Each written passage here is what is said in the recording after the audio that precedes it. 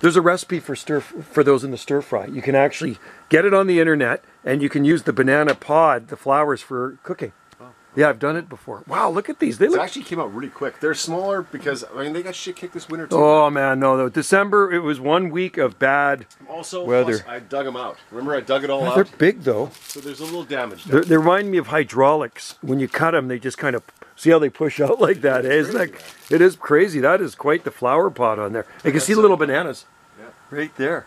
It does get warm in here too, and you got some pops. This is the hot spot. And I think next year they'll be much better. But oh yeah, no, it's because you dug them out. That one didn't come back.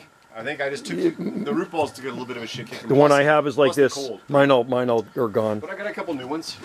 I got a new one here. Oh, did you get it? Did you get that in Tawasin? Yeah. Cool. That's a nice one. Fraser's got a ton. Oh, I know he's got a ton, and they're locally grown. What do you call them? That looks awesome. That is gorgeous. That is beautiful. Hey, how did the mint do? The mint's still going. Totally fine. That's the You know what got hammered is that other thing? The grevillea. The spiky one? The grevillea. Got hammered. I know. Man, some of the weirdest plants you figure would have been okay. These look pretty good. I think they're all... You know what? I'm glad that's coming back. I think it'll be okay. We'll see. I gotta just make sure. And even that one started to come back. That waggy. Yeah. That track. They're pretty tough. They're pretty tough plants, but those are definitely... Yeah, bananas are weed.